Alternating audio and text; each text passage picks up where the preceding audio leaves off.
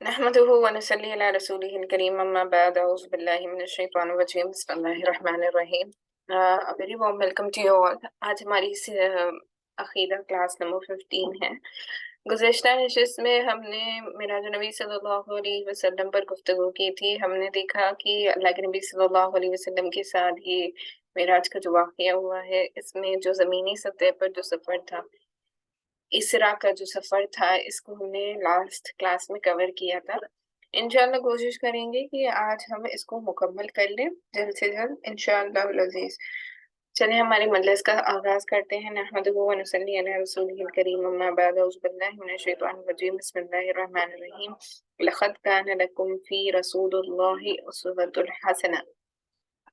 अल्लाहुम्मा सल्लि अला मुहम्मद व अला आलि मुहम्मदिन कमा सल्लैता अला इब्राहीम व अला आलि इब्राहीम इन्नका हमीदुम मजीद। अल्लाहुम्मा बारिक अला मुहम्मद व अला आलि मुहम्मदिन कमा बारकता अला इब्राहीम व अला आलि इब्राहीम इन्नका हमीदुम मजीद। तो गुज़िश्ता नशिस्त में बात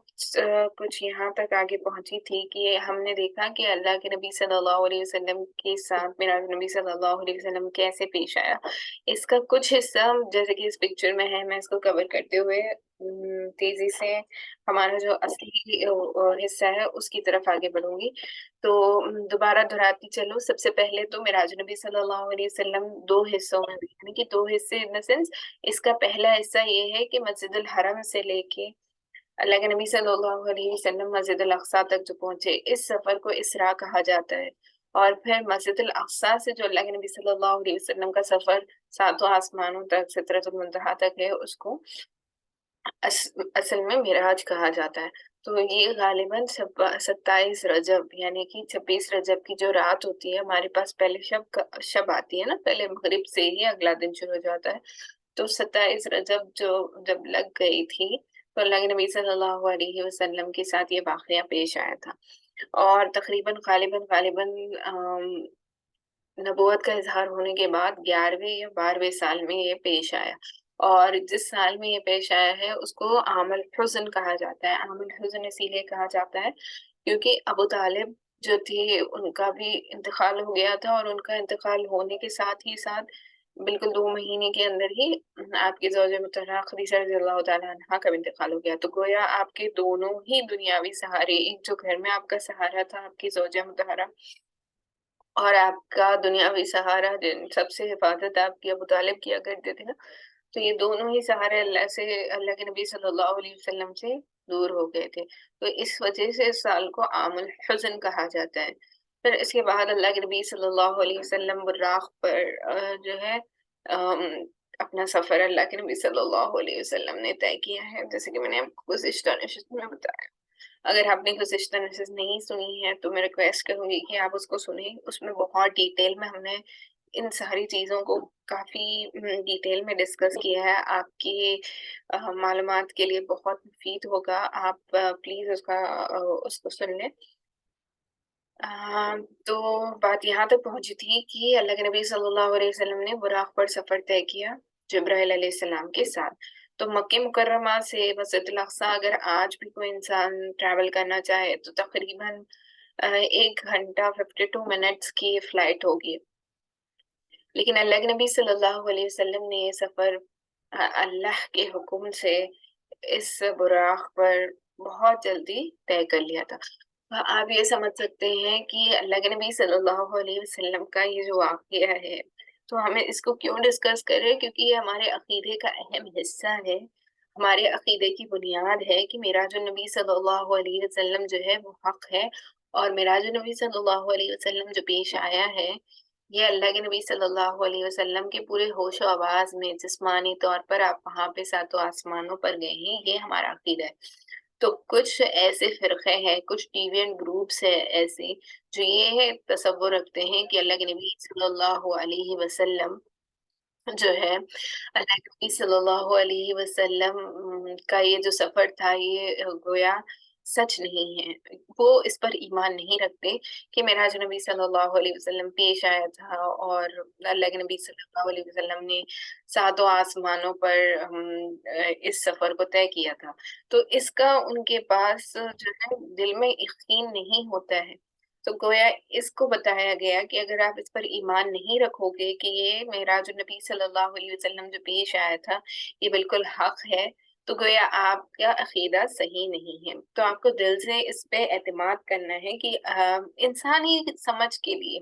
سمجھنے کے اعتبار سے شکوک و شبہات پیدا ہوتے ہیں انسان کے، لیکن ہمارا ایمان ہی غیب پر ہے نا، ہم بنا اللہ سبحانہ و تعالیٰ کی ذات کو دیکھے ہوئے، بنا نبی کریم صلی اللہ علیہ وسلم کی پاک ذات کو دیکھے ہوئے ہم ایمان لائے ہیں اور آپ کی بتائی ہوئی ہر بات کو ہم سچ مانتے ہیں۔ تو پھر اللہ کے نبی صلی اللہ علیہ وسلم نے جب ہمارے لیے بتا دیا کہ اللہ کے نبی صلی اللہ علیہ وسلم کے ساتھ یہ واقعہ پیش آیا تھا، تو گویا ہمیں اس پہ ایمان رکھنا ضروری ہے، لازمی ہے، اس میں کوئی شک اور شبہ نہیں ہونا چاہیے۔ تو جیسے کہ میں بتا رہی تھی، اس کے دو حصے ہیں نا، جیسے مسجد الحرم سے لے کے مسجد الاقصیٰ تک کا جو سفر ہے اسے اسراء کہا جاتا ہے، اور پھر معراج النبی صلی اللہ علیہ وسلم وہاں سے شروع ہوتی ہے جہاں مسجد الاقصیٰ میں اللہ کے نبی صلی اللہ علیہ وسلم نے سارے انبیاء اکرام رضی اللہ تعالیٰ عنہم اجمعین کو نماز پڑھائی۔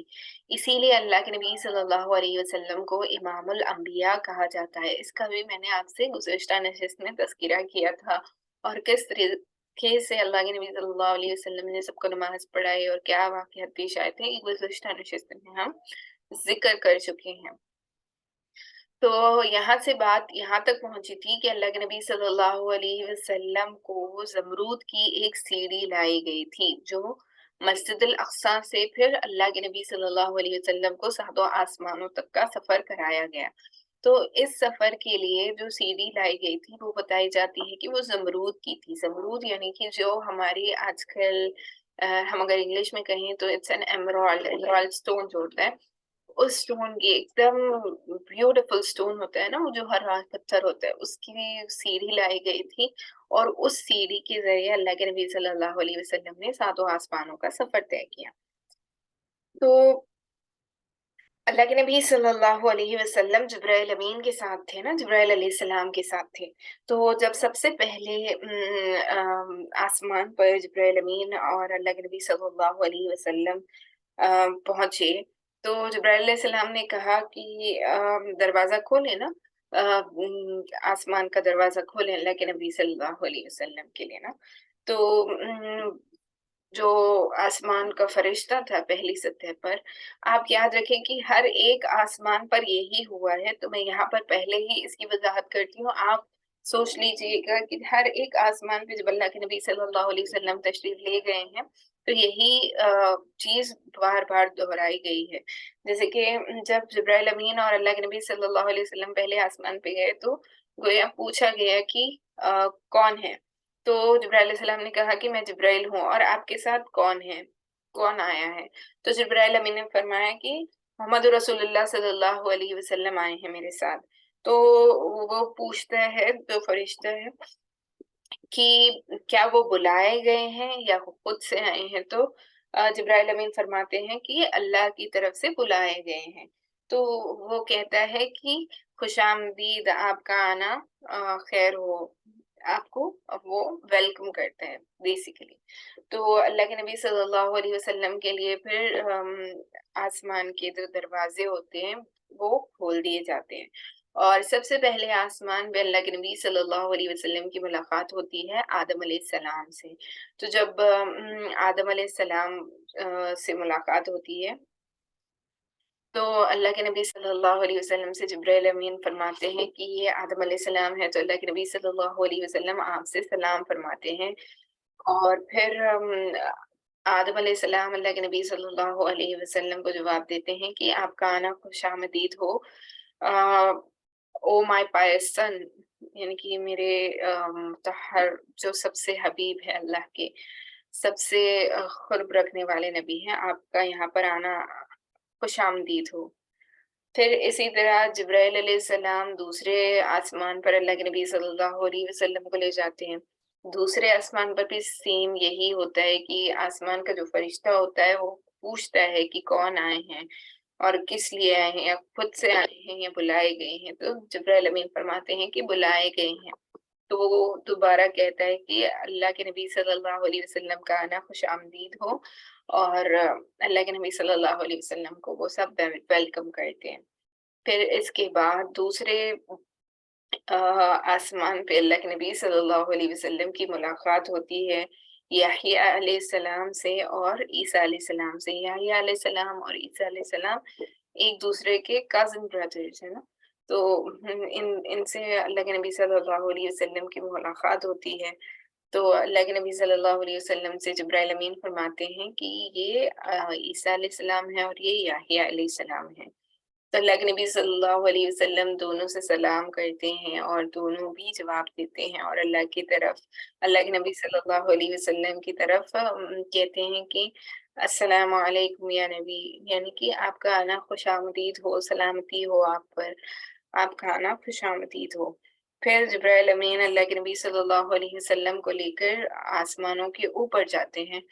پھر تیسرے آسمان پہ اللہ کے نبی صلی اللہ علیہ وسلم کی ملاقات ہوتی ہے یوسف علیہ السلام سے۔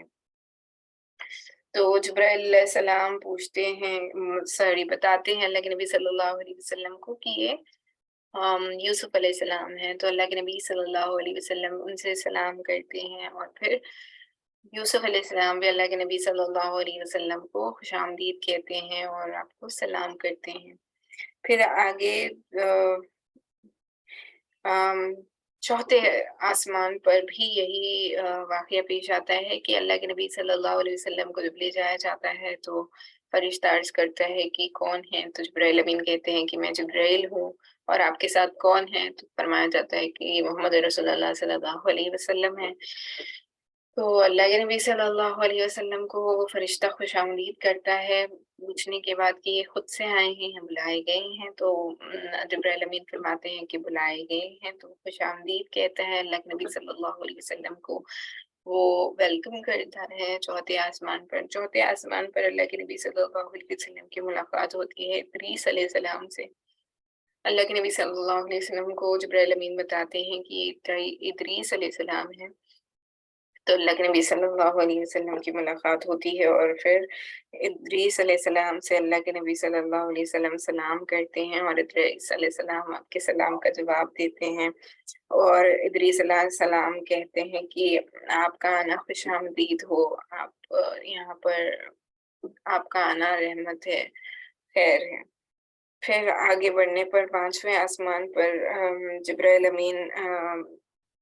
فرماتے ہیں کہ یہ ہارون علیہ السلام ہے۔ تو اللہ کے نبی صلی اللہ علیہ وسلم کی ملاقات پانچویں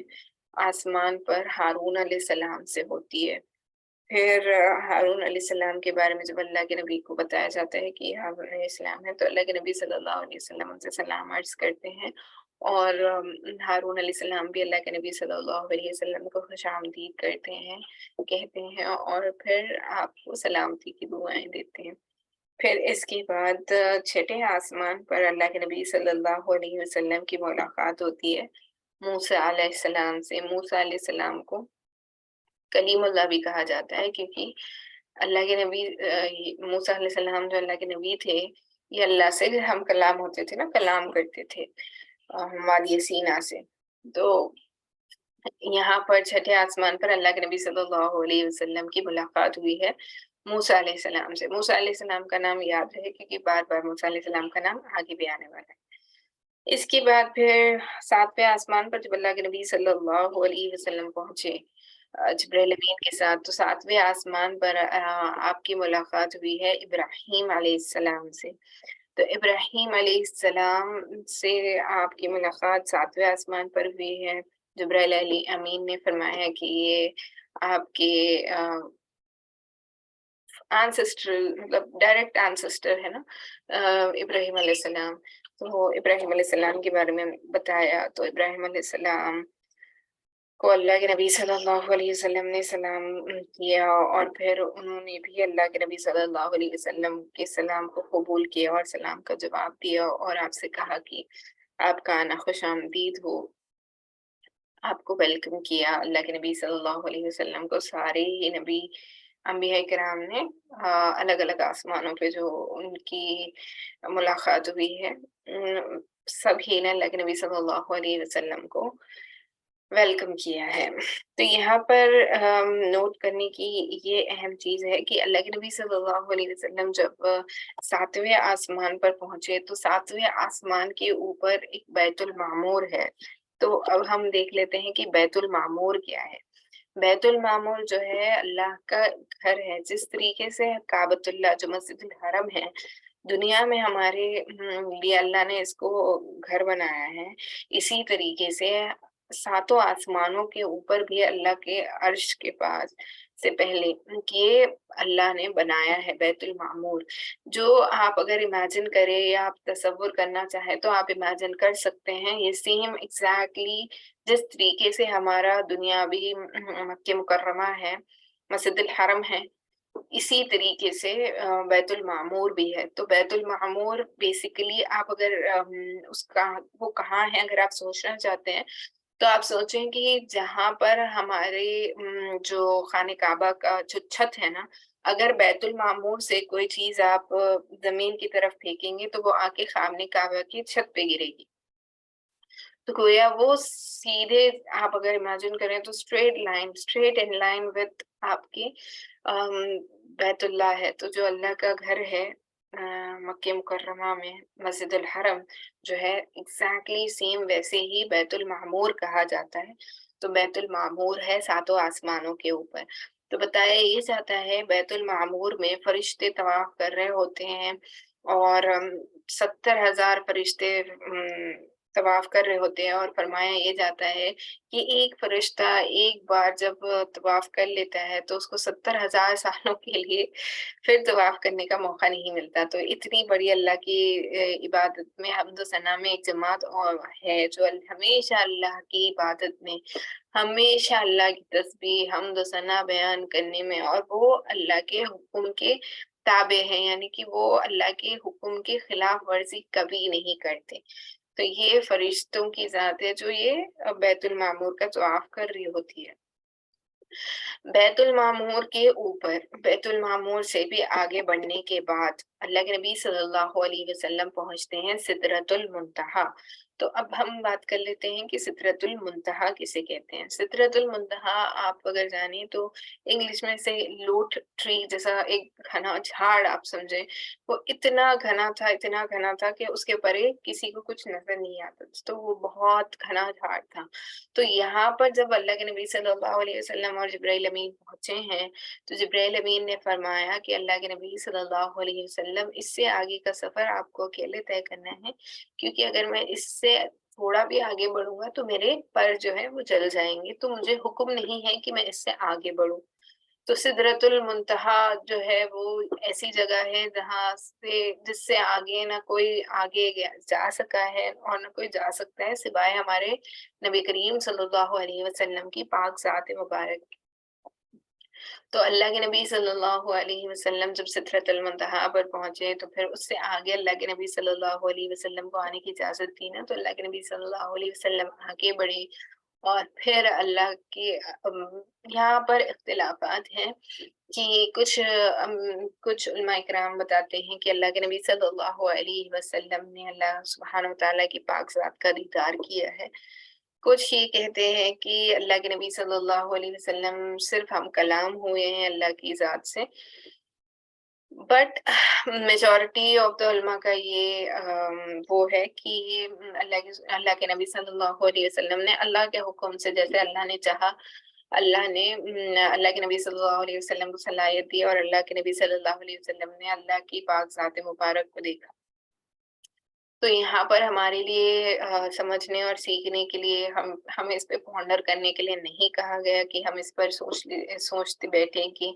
اللہ کے نبی صلی اللہ علیہ وسلم نے اللہ کا دیدار کیا ہے یا نہیں ہے۔ بس ہمیں بتا دیا گیا جو بھی اللہ کے نبی صلی اللہ علیہ وسلم نے بتایا ہے اس پر ہمارا ایمان ہونا چاہیے۔ تو یہاں پر ہمیں اللہ کے نبی صلی اللہ علیہ وسلم جب اللہ کے پاس پہنچے ہیں، تو یہاں پر جو ہم ہمیشہ تشدد میں پڑھتے ہیں نا، التحیات للہ والصلوات والطیبات،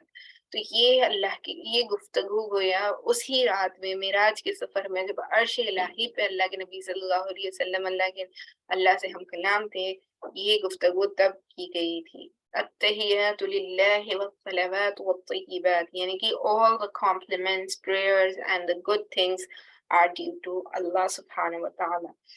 یعنی کہ تمام عبادتیں اللہ کے لیے ہیں اور تمام نمازیں اور اچھی باتیں بھی اللہ ہی کے لیے ہیں۔ پھر اللہ کی پاک ذات سے اللہ کے نبی صلی اللہ علیہ وسلم کی طرف فرمان ہوا کہ السلام علیکہ ایہا النبی ورحمۃ اللہ وبرکاتہ، یعنی کہ peace be upon you O prophet Muhammad صلی اللہ علیہ وسلم and Allah's mercy and blessings be on you، یعنی کہ آپ پر سلامتی ہو اے اللہ کے نبی صلی اللہ علیہ وسلم، اور اللہ کی رحمتیں اور اس کی برکتیں نازل ہو۔ تو اللہ کے نبی صلی اللہ علیہ وسلم نے کیا جواب دیا؟ اللہ کے نبی صلی اللہ علیہ وسلم نے جواب دیا کہ السلام علینا وعلی عباد اللہ الصالحین، یعنی کہ peace be upon us on the true pious slaves of اللہ سبحانہ وتعالی، یعنی کہ ہم پر بھی سلامتی ہو اور اللہ کے سبھی نیک بندوں پر بھی سلامتی ہو۔ تو آپ دیکھیں اللہ کے نبی صلی اللہ علیہ وسلم ہم سبھی کو اللہ کے پاس جب وہ ہم کلام تھے تبھی بھی اللہ کے نبی صلی اللہ علیہ وسلم نے ہمیں بھی اس میں جوڑ دیا، یعنی کہ اللہ سے جب اللہ کے نبی صلی اللہ علیہ وسلم ہم کلام ہوئے تو اللہ کے نبی صلی اللہ علیہ وسلم نے ہر اس نیک بندے کو یعنی کہ شامل کر لیا یہ کہہ کر کہ اللہ کے سبھی نیک بندوں پر سلامتی ہو۔ تو گویا ہمیں چاہیے کہ اگر ہم اللہ کی طرف سے سلامتی چاہتے ہیں تو ہم بھی نیک بندے بن جائیں نا، ہم اس کیٹیگری میں فال ہونے والے بن جائیں انشاءاللہ اللہ سے یہ دعا ہے۔ تو جب اللہ کے نبی صلی اللہ علیہ وسلم اور اللہ کی یہ جو ہم کلام والی گفتگو جبرائیل امین نے سنی تو انہوں نے کہا اشہد ان لا الہ الا اللہ اشہد ان محمدا عبدہ ورسولہ، I testify that none has the right to be worshipped but Allah subhanahu wa ta'ala, and I also testify that Muhammad sallallahu alayhi wa sallam is his slave and his apostle۔ تو گویا اس کا اردو میں ترجمہ یہ ہے کہ میں گواہی دیتی ہوں کہ اللہ کے سوا کوئی معبود نہیں ہے، اور میں گواہی دیتی ہوں کہ اللہ کے نبی صلی اللہ علیہ وسلم محمد صلی اللہ علیہ وسلم اس کے بندے اور رسول ہیں۔ تو ہم جو ہمیشہ نماز میں پڑھ رہے ہوتے ہیں، پڑھتے ہوتے ہیں، اس کی بیہائنڈ دا سٹوری یہ ہے، یہ اس واقعے پہ اس وقت پر یہ سب کہا گیا تھا، اور اللہ کو یہ اتنی پسندیدہ کلام ہو گئے کہ اللہ نے نماز کا اس کو حصہ بنا دیا نا کہ آپ 5 وقت نماز پڑھیں گے تو تشدد میں آپ کو یہ التحیات للہ والصلوات والطیبات السلام علیکہ ایہا النبی وعلینا عباد اللہ السلام علینا وعلی عباد اللہ الصالحین پڑھنا ضروری ہے۔ تو اللہ کے نبی صلی اللہ علیہ وسلم کی یہ کلام والی جو گفتگو ہے اس کا یہ معنی ہے، امید ہے کہ آج آپ کو سمجھ میں آ گیا ہوگا، شاید ہو بھی سکتا ہے کہ آپ کو پہلے بھی پتا تھا ہوگا، لیکن اس کی بیہائنڈ دا سٹوری ساری یہ ہے جو ہم نماز میں پڑھ رہے ہوتے ہیں۔ تو دھیان کے ساتھ سوچئے سمجھیے، اسی لیے فرمایا گیا نا کہ نماز جو ہے وہ مومن کی معراج ہے، جس طریقے سے اللہ کے نبی صلی اللہ علیہ وسلم کی معراج اللہ سے ہم کلام ہونے کا ذریعہ تھا، معراج اللہ کے نبی صلی اللہ علیہ وسلم کے لیے اللہ سے ہم کلام ہونے کا ذریعہ تھا، اسی طریقے سے نماز جو ہے مومن بندے کے لیے اللہ سے براہ راست گفتگو کرنے کا ذریعہ ہوتی ہے۔ اسی لیے فرمایا گیا، حدیث پاک کا مفہوم ہے کہ نماز مومن کی معراج ہے۔ تو گویا نماز ہمارے لیے اللہ سے براہ راست مانگنے کا ذریعہ ہے۔ بتایا جاتا ہے کہ صحابہ اکرام رضی اللہ تعالیٰ عنہم اجمعین کی زندگیوں میں کبھی کوئی پریشانی آ جاتی، کوئی تکلیف آ جاتی تو وہ ہمیشہ نماز کا رخ موڑ لیتے ہیں، یعنی کہ نماز کی طرف اپنا سر جھکا لیتے اور ہر بڑی سے بڑی مشکل کے لیے 2 رکعت نماز پڑھ کے اللہ سے دعا مانگتے تو ان کی دعائیں قبول ہو جاتی۔ آج ہم سوچتے ہیں کہ 2 رکعت نماز پڑھنے سے کیا ہوتا ہے، بات یہی ہے کہ دل کے یقین کی بات ہے نا، آپ جس طریقے سے آپ یقین رکھیں گے کہ اس 2 رکعت سے میرا کام بن جائے گا تو بن جائے گا، تو اللہ کے اوپر توکل رکھتے ہوئے عمل کرنا ضروری ہے اور اللہ کی ذات پر مکمل بھروسہ رکھنا بھی ضروری ہے۔ تو امید ہے آپ کو یہ سمجھ میں آ گیا ہوگا کہ التحیات للہ والصلوات والطیبات السلام علیکہ ایہا النبی ورحمۃ اللہ وبرکاتہ، السلام علینا وعلی عباد اللہ الصالحین، اشہد ان لا الہ الا اللہ واشہد ان محمدا عبدہ ورسولہ، ہم نماز میں کیوں پڑھتے ہیں؟ اور اس کے کیا معنی ہیں اور اس کی کیا فضیلت ہے اور یہ کیوں اہم ہے اور یہ کیوں اتنا ضروری ہے ہمارے لیے جاننا۔ تو یہ معراج نبی صلی اللہ علیہ وسلم کے سفر کا حصہ ہے۔ تو اب چلیے ہم بات کر لیتے ہیں کہ اللہ کے نبی صلی اللہ علیہ وسلم جب اس سفر پر اللہ سے ہم کلام ہوئے ہیں تو اللہ نے کیا کیا تحفے عطا کیے ہیں۔ تو بتایا یہی جاتا ہے کہ اللہ کے نبی صلی اللہ علیہ وسلم کو 3 تحفے دیے گئے۔ سب سے پہلا تحفہ تو 50 نمازوں کا دیا گیا تھا کہ اللہ کے نبی صلی اللہ علیہ وسلم کو اللہ کی طرف سے 50 نمازیں دی گئی، یعنی کہ اللہ نے کہا کہ آپ کے جو امتی ہیں وہ 50 نمازیں پڑھا کریں گے۔ اور دوسری اللہ نے جو تحفہ عطا کیا ہے وہ سورہ بقرہ کی آخری 2 آیتیں جو آمن الرسول سے پڑھتے ہیں نا، وہ 2 آیتیں آمن الرسول سے جو آخر تک یعنی کہ سورہ بقرہ ختم ہونے تک 2 آیتیں ہیں، یہ دونوں آیتیں اللہ کے نبی صلی اللہ علیہ وسلم پر اس موقع پر اللہ نے دی، تو یہ تحفے کے طور پہ دی گئی۔ اسی لیے بتایا جاتا ہے کہ یہ 2 آیتیں گویا ہر شیطانی وسوسے سے بچانے کے لیے سورہ بقرہ کی بڑی فضیلت ہے۔ سورہ بقرہ پورا مکمل سورہ ہی کی بڑی فضیلت ہے۔ فرمایا جاتا ہے سورہ بقرہ جو پڑھتا ہے اس کے گھر میں 3 دن تک شیطان نہیں آتا۔ اور سورہ بقرہ کی جو آخری 2 آیتیں ہیں اس کو پڑھنے کا معمول رکھیں کیونکہ یہ بڑی فضیلت والی آیتیں ہیں۔ تو ان دونوں آیتوں کو اس ہی موقع پر اللہ کے نبی صلی اللہ علیہ وسلم کو تحفے کے طور پہ دیا گیا۔ اس کے علاوہ اللہ کے نبی صلی اللہ علیہ وسلم کو ایک اور تحفہ دیا گیا، وہ یہ کہ اللہ نے فرمایا کہ آپ کی امت میں جو کوئی بھی میرے پاس اس حال میں آئے گا کہ اس نے شرک نہیں کیا ہوگا، کہ اللہ کے ساتھ کسی کو شریک نہیں ٹھہرایا ہوگا، تو پھر میں اس کو معاف کر دوں گا۔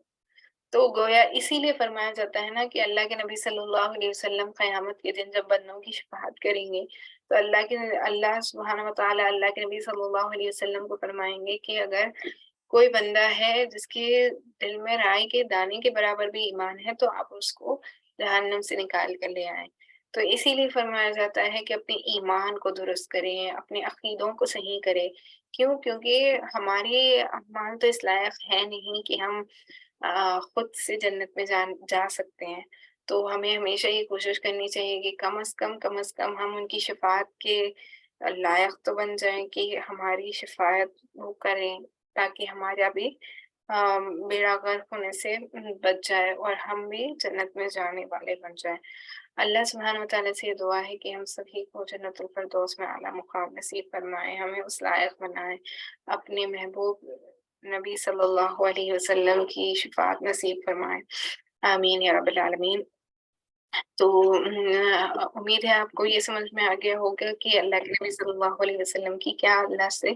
گفتگو ہوئی ہے۔ تو یہاں پر اہم چیز یہ نوٹ کرنا ہے کہ ہمیں انیشلی 50 پریئرس یعنی کہ 50 نمازیں اللہ نے عطا کی تھی۔ تو اب یہ 50 نمازیں 5 نمازیں کیسے ہوئی؟ جب اللہ کے نبی صلی اللہ علیہ وسلم واپس آ رہے تھے، نیچے آئے، بیت المعمور سے نیچے 7ویں آسمان پر آئے، پھر 6ٹھے آسمان پر آئے، تو اللہ کے نبی صلی اللہ علیہ وسلم کی ملاقات ہوتی ہے موسیٰ علیہ السلام سے دوبارہ۔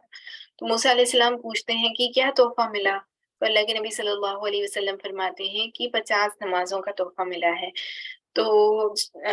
موسیٰ علیہ السلام فرماتے ہیں کہ میری امت کو تو اس سے بھی کم نمازیں دی گئی تھی لیکن وہ یہ بھی نہیں پڑھتے تھے، تو آپ کی امت والوں کے لیے یہ مشکل ہو جائے گا اور وہ نہیں پڑھ پائیں گے، تو آپ اللہ سے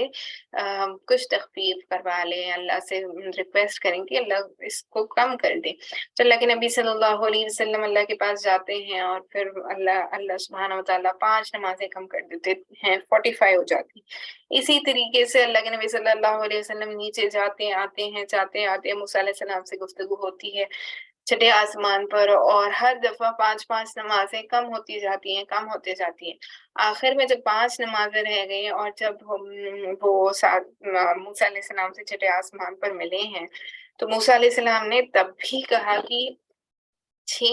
5 نمازیں بھی آپ کی امت نہیں پڑھ پائے گی، 5 نمازیں بھی وہ پوری نہیں کر پائے گی، آپ اللہ سے تخفیف کروا لیں۔ لیکن اللہ کے نبی صلی اللہ علیہ وسلم کو شرم آنے لگی کہ وہ اتنی دفعہ اللہ کے پاس جا چکے تھے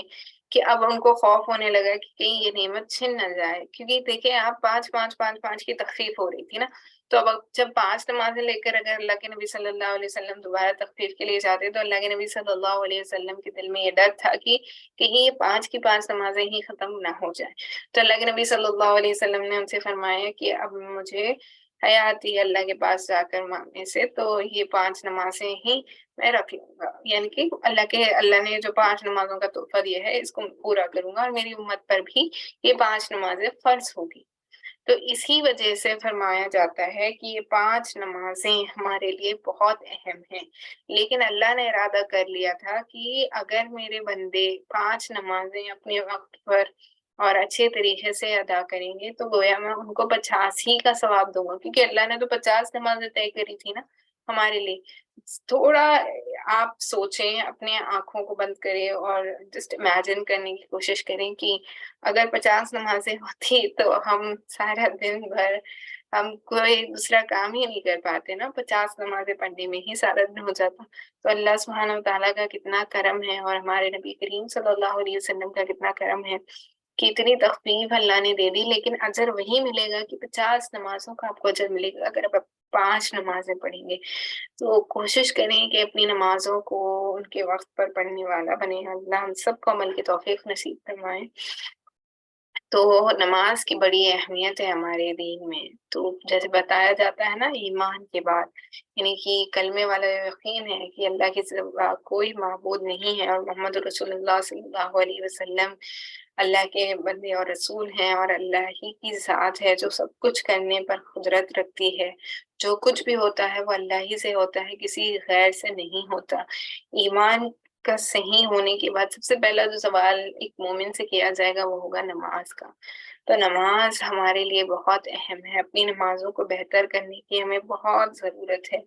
हमें अपनी नमाज़ को बेहतर बनाने के लिए क्या करना है, अपनी नमाज़ों को उनके वक़्त पर पढ़ने की आदत डालें और नमाज़ में जो पढ़े जाने वाले कलमात हैं या जो भी आप पढ़ते हैं, उसके मीनिंग यानी कि ट्रांसलेशन और उसका जो मीनिंग है उस पर पॉन्डर करने के लिए आपको चाहिए कि आप उसको तर्जुमे के साथ पढ़ें, ताकि आपको पता चले कि आप पढ़ क्या रहे हैं और आपका ध्यान वहाँ पर रहे। और जो बताया जाता है ना कि एहसान का दर्जा जो है कि आप अल्लाह को देख रहे हैं और अल्लाह सुब्हानहू व तआला आपको देख रहे हैं, होना तो ये चाहिए था कि हम नमाज़ जब पढ़ें तो हमारे इट्स लाइक आप एक वीडियो कॉल में हैं। वीडियो कॉल में अल्लाह सुब्हानहू व तआला की ज़ात के साथ आप अपनी हर प्रॉब्लम, हर चीज़ अल्लाह से शेयर कर सकते हैं। लेकिन हम उस दर्जे के मुसलमान नहीं हैं कि हम अल्लाह सुब्हानहू व तआला की ज़ात को देख सकें। तो गोया हमें कम से कम ये तसव्वुर हमेशा रखना चाहिए कि अल्लाह सुब्हानहू व तआला की ज़ात हमारी तरफ मुतवज्जो है और अल्लाह सुब्हानहू व तआला की ज़ात हमें देख रही है, हमेशा देख रही है। तो गोया अल्लाह सुब्हानहू व तआला से उम्मीद है कि जब हम ये सब करने वाले बनेंगे, तो हम अपनी नमाज़ों में खुशू को छुपाने वाले और उसको बेहतर करने वाले बन सकते हैं। अल्लाह सुब्हानहू व तआला से ये दुआ है कि हम सभी को खुशू खुज़ू वाली नमाज़ पढ़ना नसीब फरमाए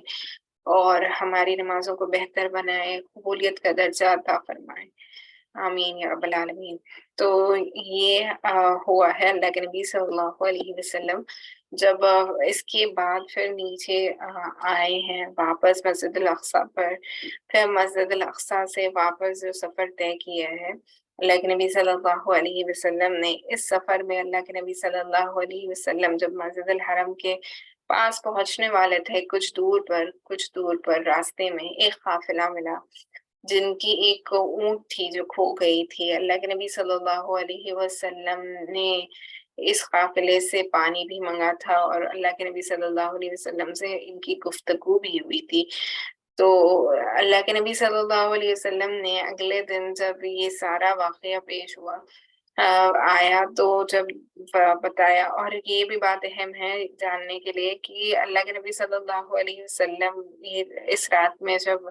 मिराज नबी सल्लल्लाहु अलैहि वसल्लम के सफ़र पर गए थे, तो जैसे कि मैंने आपको बताया था ना गुज़िश्ता नशिस्त में, वो उम्मे हानी के घर पर आराम फरमा रहे थे। तो बताया जाता है कि जो कुंडी होती है ना जो लगाने की, वो हिल रही थी। यानी कि अब आप हिलती कब है कुंडी? जब आप खोलते हैं, कुछ ही देर के लिए हिलती है ना। تو ابھی وہ ہل ہی رہی تھی جب اللہ کے نبی واپس آ گئے. تو گویا اس سے پتہ یہ چلا کہ کچھ وقت کے لیے اللہ نے گویا ساری دنیا کے نظام کو یعنی کہ وقت کو روک دیا تھا. اور یہ اللہ کے نبی صلی اللہ علیہ وسلم نے اتنا بڑا سفر کچھ ہی لمحوں میں اللہ کے حکم سے طے کیا ہے. اس کے بعد اللہ کے نبی صلی اللہ علیہ وسلم نے اگلی صبح جب آپ کے صحابہ اکرام رضی اللہ تعالیٰ عنہم مجمعین کو یہ بات بتائی تو وہ گویا آپ تو جانتے ہیں کہ کوئی بھی بات ہو بالکل تیزی سے پہنچ جاتی تھی کفار و مشرکین تک. تو کفار و مشرکین اللہ کے نبی صلی اللہ علیہ وسلم کو طرح طریقے سے تانے دینے لگے, طرح طرح سے انہوں نے باتیں بنانی شروع کر دی. اب تک تو یہ صرف اللہ کو یعنی کہ اللہ کے نبی ہونے کا دعویٰ کرتے تھے, اب آسمانوں پر جانے کی بھی باتیں کرتے ہیں. الگ الگ طریقے کی انہوں نے باتیں کرنا شروع کر دی. تو اللہ کے نبی صلی اللہ علیہ وسلم نے فرمایا تھا کہ فلاں قافلہ ہے جس سے میری ملاقات ہوئی تھی, اور اللہ کے نبی صلی اللہ علیہ وسلم نے فرمایا تھا کہ وہ اس دن تک پہنچ جائے گا. تقریباً آپ سمجھنے کے اعتبار سے سمجھیں کہ بدھ کے روز تک وہ پہنچ جائے گا. تو یہ لوگ طاق میں بیٹھ گئے کہ اللہ کے نبی صلی اللہ علیہ وسلم نے کہا کہ قافلہ ہے جن سے ان کی ملاقات ہوئی تھی تو وہ آئے گا اس وقت تک. تو جب تقریباً سورج طلوع ہونے کا وقت آ گیا اور وہ قافلہ نہیں آ سکا, تو اللہ کے نبی صلی اللہ علیہ وسلم نے ہاتھ اٹھا کر اللہ سے دعا کی کہ یا اللہ میں نے جو یہ کہا تھا کہ یہ قافلہ اس وقت تک پہنچ جائے گا, اگر یہ نہ پہنچا تو پھر یہ گویا کفار و مشرکین میری بات کو جھٹلائیں گے. ویسے تو وہ جھٹلاتے ہی تھے لیکن آپ کی بات ہمیشہ سچی ہوتی ہے نا, تو اس کو وہ نہیں غلط نہیں ہونا چاہیے. تو اسی لیے اللہ نے کیا کیا کہ سورج, لوگوں نے دیکھا کہ سورج حالانکہ وقت ہو گیا تھا طلوع ہونے کا, لیکن سورج طلوع نہیں ہوا تب تک جب تک کہ وہ قافلہ مکے میں داخل نہ ہو گیا. وہ مکہ قافلے میں جو قافلہ تھا وہ مکے میں جب داخل ہوا اسی کے بعد ہی سورج جو ہے وہ طلوع ہوا ہے. تو اللہ کے نبی صلی اللہ علیہ وسلم کی بات بھی سچی ہو گئی. اس کے باوجود بھی وہ کفار و مشرکین نے اللہ کے نبی صلی اللہ علیہ وسلم کے اس واقعے کو سچا نہیں مانا, اور گویا اللہ کے نبی صلی اللہ علیہ وسلم نے جو بھی اس قافلے کے بارے میں بتایا تھا اس قافلے والوں سے انہوں نے جب دریافت کیا تو وہ ساری باتیں سچی تھی. لیکن اس کے باوجود بھی ان لوگوں نے اللہ کے نبی صلی اللہ علیہ وسلم پر ایمان نہیں لائے, نہ اللہ کے نبی صلی اللہ علیہ وسلم کے جو واقعہ معراج ہے اس کو سچا مانا. تو اللہ کے نبی صلی اللہ علیہ وسلم نے ساری باتیں بتائیں, جیسے کہ اگر آپ نے لاسٹ والی نشست نہیں سنی ہے تو آپ اس کو پلیز سنیں, کیونکہ اس میں ان لوگوں کا ذکر آیا ہے جن کو اللہ کے نبی صلی اللہ علیہ وسلم نے اس رات میں دیکھا تھا, جن کو الگ الگ طریقے سے عذاب ہو رہا تھا. 9 طریقے کے یہ لوگ ہیں جن کی ڈیٹیلڈ حدیث ہے جو میں نے لاسٹ سیشن میں کور کی تھی. تو آپ پلیز اس کو دیکھیں, اس میں بہت ساری عبرتناک چیزیں ہیں جو ہمارے لیے اہم ہے جاننا اور سمجھنا. تو اس کے بعد ہم چند ایک چیزیں دیکھ لیتے ہیں کہ اللہ کے نبی صلی اللہ علیہ وسلم کی یہ جو معراج النبی صلی اللہ علیہ وسلم پیش آئی, اس سے ہمارے لیے سیکھنے اور جاننے کے لیے اور ہمارے لیے کیا پاورفل لیسنز ہیں جس کو ہم اپنی زندگیوں میں امپلیمنٹ کر سکتے ہیں. تو سب سے پہلی چیز تو یہ ہے کہ ہمیں یقین کرنا ہے کہ اللہ کی ذات کے لیے اور اللہ کے نبی صلی اللہ علیہ وسلم کی ذات مبارک کے لیے کوئی بھی چیز امپاسبل نہیں ہے. یعنی کہ we have to believe in the possibility of impossible.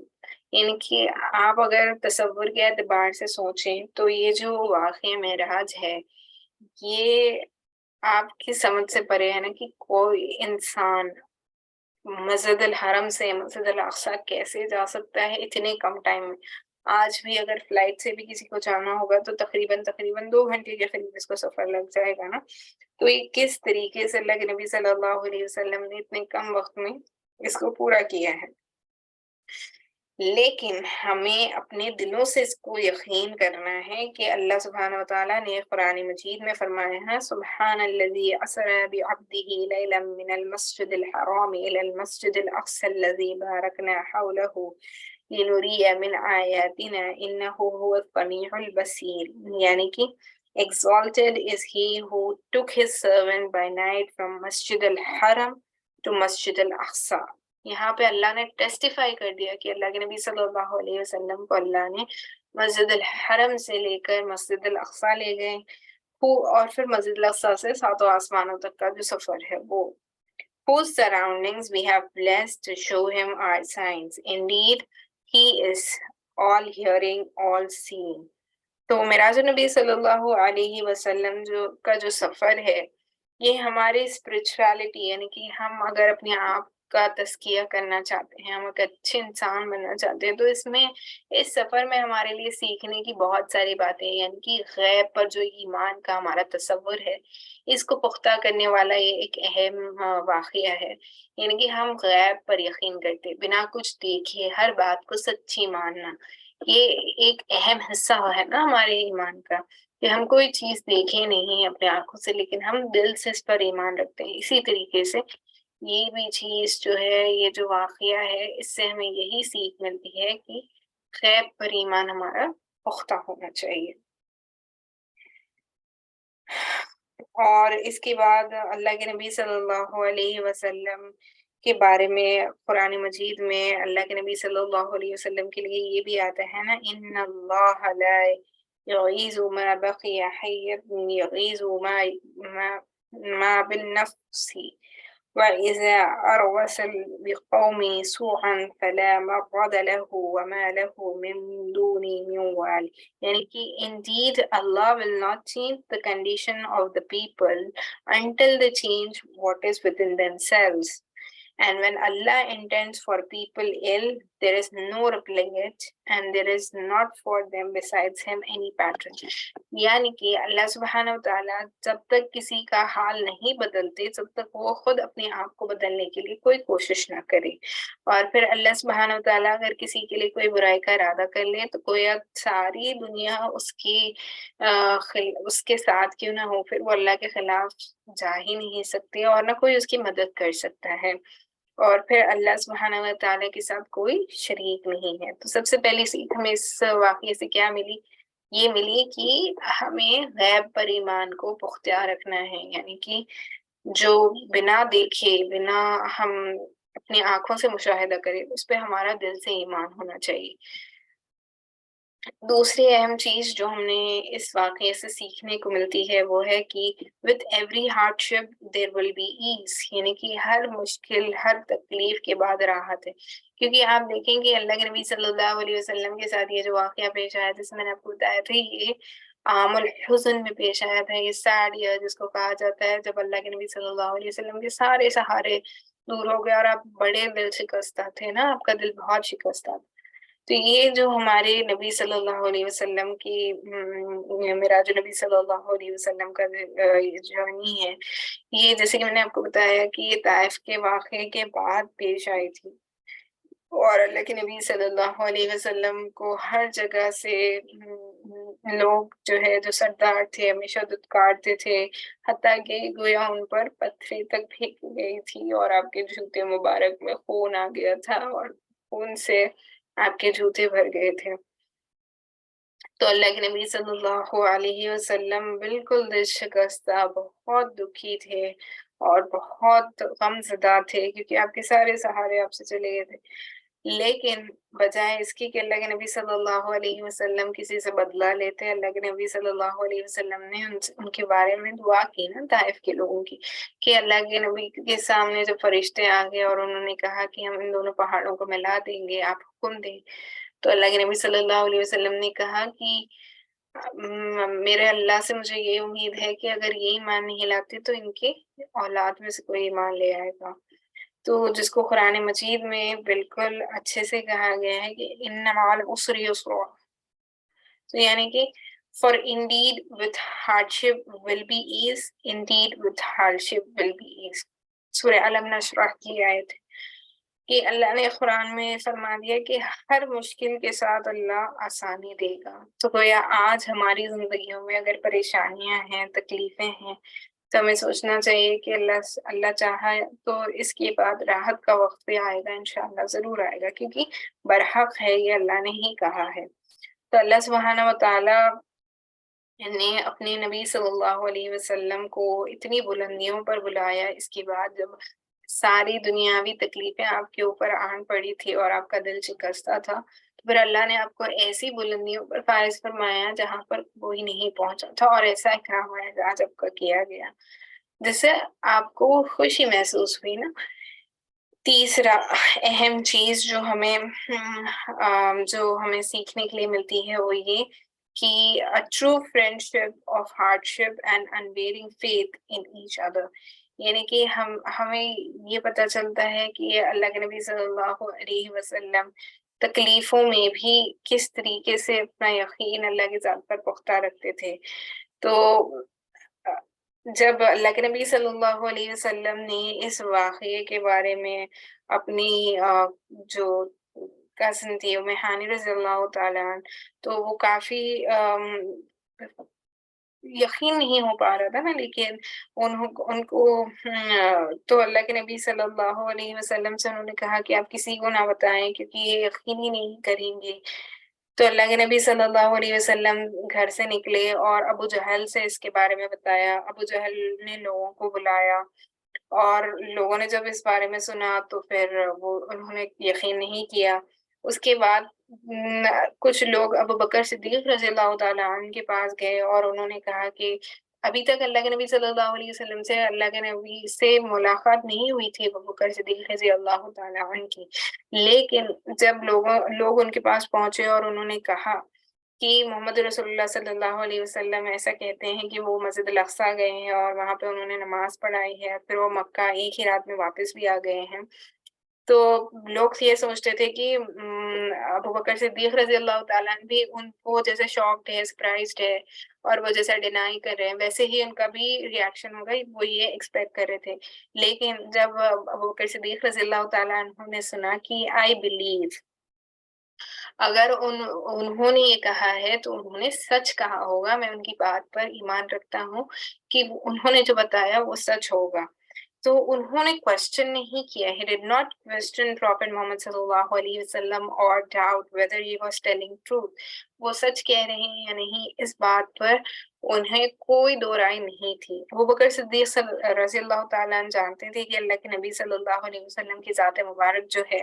ان کا کیریکٹر جو صادق ہے، جو امین ہے، جو کبھی جھوٹ نہیں بولتے، تو اللہ کے نبی صلی اللہ علیہ وسلم کی ان کیریکٹرسٹکس کو قرآن نے بھی بڑی بیوٹیفلی مینشن کیا ہے، یعنی کہ لَقَدْ كَانَ لَكُمْ فِي رَسُولِ اللَّهِ أُسْوَةٌ حَسَنَةٌ لِمَنْ كَانَ يَرْجُو اللَّهَ وَلِيَّ الْآخِرِينَ وَالذَّاكِرِينَ اللَّهَ كَثِيرًا، یعنی کہ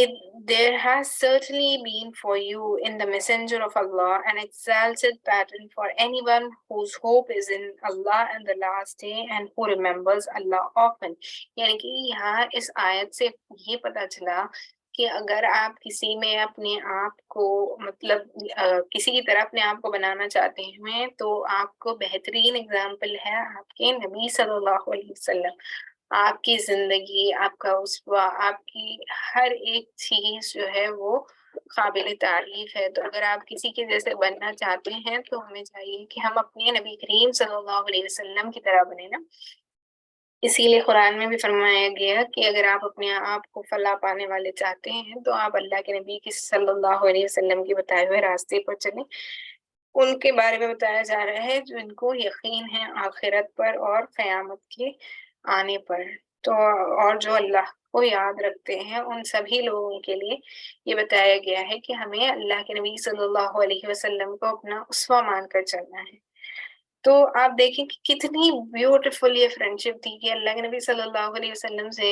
ابو بکر صدیق رضی اللہ تعالیٰ عنہ ابھی ملے بھی نہیں تھے، لیکن جب لوگوں سے بھی ان کے بارے میں کوئی بات پہنچی تو انہوں نے کہا کہ میں دل سے یقین کرتا ہوں کہ اللہ کے نبی صلی اللہ علیہ وسلم نے جو بات کہی ہے وہ سچ ہوگی۔ And so basically Abu Bakr رضی اللہ تعالیٰ عنہ showed us what it means to be a true friend and how to have ایمان، یعنی کہ اللہ کے نبی صلی اللہ علیہ وسلم پر کس طریقے سے ایمان ہونا چاہیے اور اللہ سبحانہ و تعالیٰ کی ذات سے بنا اپنی آنکھوں سے دیکھے، بنا یہاں تک کہ اللہ کے نبی صلی اللہ علیہ وسلم کی خود زبان مبارک سے بھی براہ راست انہوں نے پہلے نہیں سنا تھا، لوگوں سے پہلے سنا، کہ آپ کے جو دوست ہیں اللہ کے نبی صلی اللہ علیہ وسلم ایسے ایسے فرمائے، تو انہوں نے کہا کہ اگر وہ کہہ رہے ہیں تو بالکل سچ ہوگا۔ تو یہ آپ دیکھیں کہ کتنی بیوٹیفل ان کی فرینڈشپ رہی ہوگی۔ چوتھی اہم چیز جو بہت اہم ہے ہمارے لیے، وہ ہے کہ 5 بار اللہ سبحانہ و تعالیٰ ہمیں یہ موقع دیتے ہیں کہ ہم فلاح پالیں۔ تو the success that you see، جس کو ہم دنیا میں ڈھونڈ رہے ہوتے ہیں نا، کہ جو کامیابی ہم ڈھونڈ رہے ہوتے ہیں، وہ ہمیں 5 دفعہ ہر روز 5 دفعہ ہمیں بلا رہی ہوتی ہے۔ تو جو 5 نمازیں ہمیں ہیں اللہ سبحانہ و تعالیٰ کی طرف سے، یہ گویا تحفے کے طور پر دی گئی تھی نا۔ تو اللہ کے نبی صلی اللہ علیہ وسلم کو یہ جبرائیل امین نے سکھایا کہ نماز کیسے پڑھیں۔ تو یہ جو نمازیں ہم پڑھتے ہیں یہ اتنی اہم اور ضروری ہیں، جیسے میں نے آپ کو پہلے بھی بتایا کہ جس طریقے سے اللہ کے نبی صلی اللہ علیہ وسلم کے لیے معراج ایک کلام کا ذریعہ تھا اللہ سے براہ راست، اسی طریقے سے بتایا جاتا ہے کہ نماز جو ہے وہ مومن کا معراج ہے نا۔ تو نماز پڑھنا اللہ سے گویا کلام کرنے کے لیے،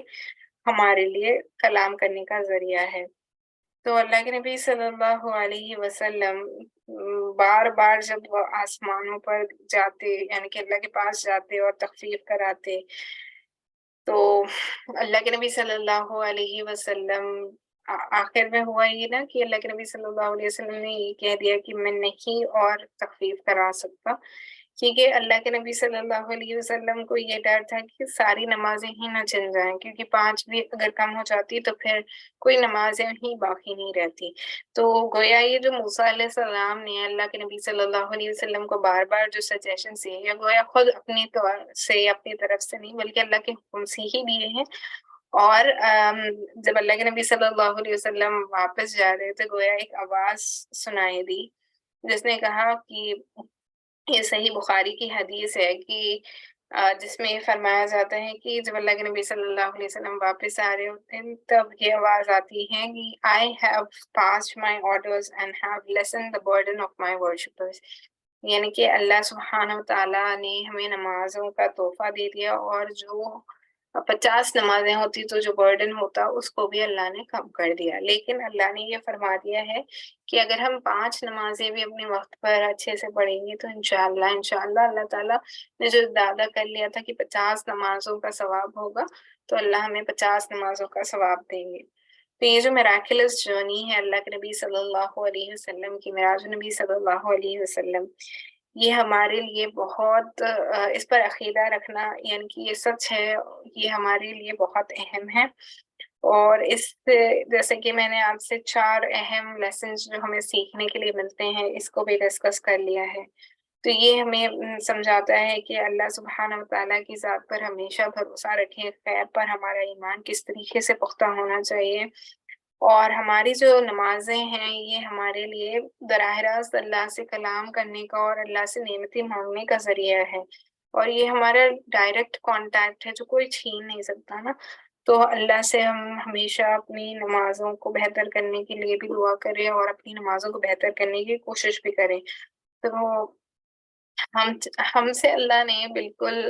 جو ہماری 5 ہی نمازیں ہیں، تو ہماری یہ جو 24 گھنٹے والی زندگی ہے، اس میں سے گویا مشکل سے مشکل اگر آپ بہت اچھی طریقے سے بھی اگر نماز پڑھتے ہوں گے تو ساری نمازوں کا بھی ملا کر میں کہہ رہی ہوں 5 وقت کی نمازیں ملا کر بھی آدھا گھنٹہ، اگر نمازوں کے وقت کو 5 نمازوں کے بھی ملا لیں تو گویا آدھا گھنٹہ یا 40 منٹ سے زیادہ تو آئی ڈونٹ تھنک کہ صرف فرض نمازیں جو ہیں ان کے بارے میں بتائیں پڑھنے کے لیے کسی کو لگتا ہوگا۔ تو ہم اتنی نماز کے لیے بھی کیا اپنا زندگیوں میں سے وقت نہیں نکال سکتے کہ ہم اللہ کے سامنے عبادت کرنے کے لیے حاضر ہو اس وقت؟ اور گویا یہ نہ سمجھیں کہ جب آپ نماز پڑھتے ہیں تو یعنی کہ میں یہ بتا رہی تھی کہ سمجھیں آپ فجر پڑھ لیے اور ظہر آپ سے مس ہو گئی، تو آپ یہ نہ سمجھیں کہ ظہر آپ سے مس ہو گئی۔ گویا بتاتے ہیں بڑے کہ اللہ ہی نے یہ نہیں چاہا کہ آپ اللہ کے سامنے حاضر ہو، تو آپ کو پھر سوچنی چاہیے کہ آپ سے کیا ایسا گناہ ہو گیا کہ اللہ نے آپ کو اپنے سامنے آنے سے بھی روک لیا نا۔ تو گویا جب نمازیں چھوٹ جاتی ہیں تو گویا اور توبہ اور استغفار کرنا اور نفل نمازوں میں اور بڑھوتی کرنی چاہیے، تاکہ ہم ہمیں فرمایا جاتا ہے نا کہ اگر بندے کی فرض نمازیں کم ہوئی تو اللہ سبحانہ و تعالیٰ نفل نمازوں سے اس کی تخفیف کریں گے، یعنی کہ اس کو کمی جو ہے وہ پوری کریں گے۔ تو ہمیں چاہیے کہ ہم اپنی نفل نمازوں کو بھی پڑھنے والے بنیں۔ اللہ سبحانہ و تعالیٰ سے یہ دعا ہے کہ ہمیں استقامت نصیب فرمائے، گناہوں سے بچنے کی توفیق نصیب فرمائے، ہمیں اندھیروں سے روشنی کی طرف لے جائے اور ڈر خوف سے بچائے، اور اللہ سبحانہ و تعالیٰ ہم سب کے دلوں کو اللہ کے نبی صلی اللہ علیہ وسلم کی محبت سے اور اللہ کی محبت سے منور فرمائے۔ وآخر الدعوانا ان الحمد للہ رب العالمین۔ سبحان اللہ وبحمدہ، سبحانک اللہم وبحمدک، نشہد ان لا الہ الا انت، نستغفرک ونتوب الیک۔ سبحان ربک رب العزۃ عما یصفون، وسلام علی المرسلین، والحمد للہ رب العالمین۔ This completes our point number 46۔ انشاءاللہ ہم اگلی نشست میں point number 47 سے start کریں گے۔ تو معراج نبی صلی اللہ علیہ وسلم کا واقعہ آج مکمل ہو گیا ہے الحمدللہ۔ آپ سے گزارش ہے کہ آپ اگلے ہفتے سیٹرڈے سیرت النبی صلی اللہ علیہ وسلم کی کلاس میں جوائن کریں اور سنڈے عقیدے کی کلاس میں جوائن کریں۔ انشاءاللہ اللہ نے چاہا تو ہم اسی وقت پر ان کلاسز کو کنڈکٹ کریں گے، اور اللہ سے یہ امید ہے کہ اس مجلس کو ہمارے لیے مغفرت کا سبب بنائے اور ہم سب کے لیے براہ راست اس کو جنت کا ذریعہ بنائے۔ وآخر الدعوانا ان الحمد للہ رب العالمین۔ سبحان اللہ وبحمدہ، سبحانک اللہم وبحمدک، نشہد ان لا الہ الا انت، نستغفرک ونتوب الیک۔ سبحان ربک رب العزۃ عما یصفون، وسلام علی المرسلین، الحمد للہ رب العالمین۔